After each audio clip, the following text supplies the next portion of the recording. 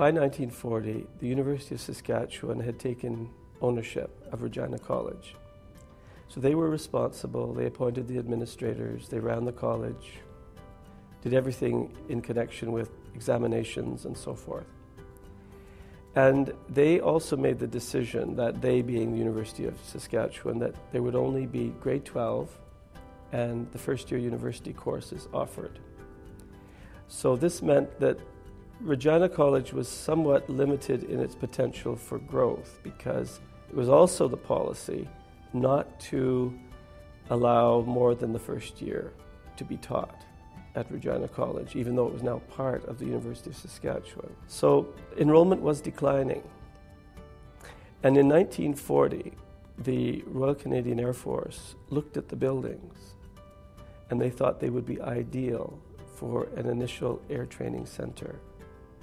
So they went to the university and they asked for the buildings and the campus, excluding Dark Hall, by the way. Dark Hall was still going to be used by the Conservatory of Music. And the university said yes, the RCAF could have Regina College for its training purposes during the war. So it became what was called an initial air training school. That meant that the new recruits would come for 4 weeks and they would get basic training. There was a link trainer, which was like simulated aircraft, so they could practice, pretend they were flying. They did aptitude tests. They decided who should be a pilot, who should be a gunner, who should be a navigator. And then after that 4-week training period, they would go to whatever school would specialize in that type of training. So basically you had 500 new recruits going through Regina College every month, 6,000 a year, up until the end of 1944 when they decided the war was going to be won and they didn't need any more air crew, any more new air crew. So that was how Regina College was given over to the Air Force for most of the Second World War, and it was interpreted in the community as a sacrifice. You will find letters and editorials in the Leader Post by that time, and they were saying, well, good for Regina College, we owe you one, type of thing, because they felt that there should be some compensation for that. Now, there's another part to this story that I think is very important. The issue came up, where do we relocate?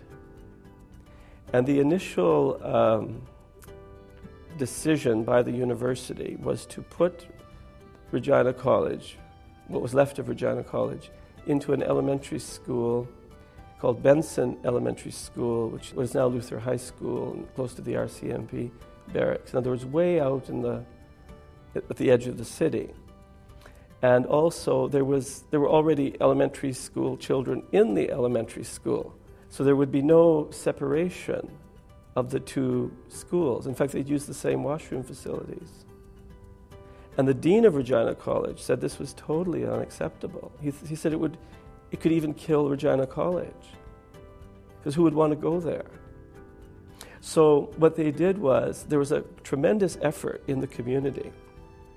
And you can see by this time the city council, some United Church ministers, some groups representing young people, they sort of rallied behind the college and they said, well, this is an important institution for us. We don't want it stuck away in an elementary school somewhere at the edge of town.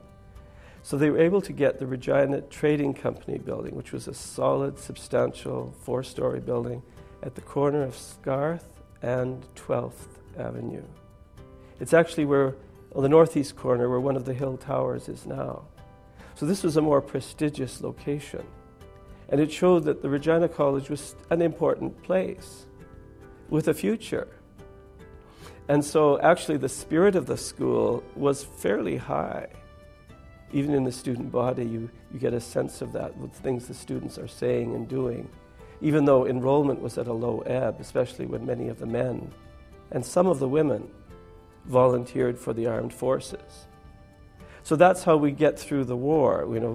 The building serves a useful purpose. The building and the grounds serve a useful purpose for the Air Force. And at the same time, some of the momentum of the college is not lost because it has a fairly desirable place to go during the time that it's not in its own location.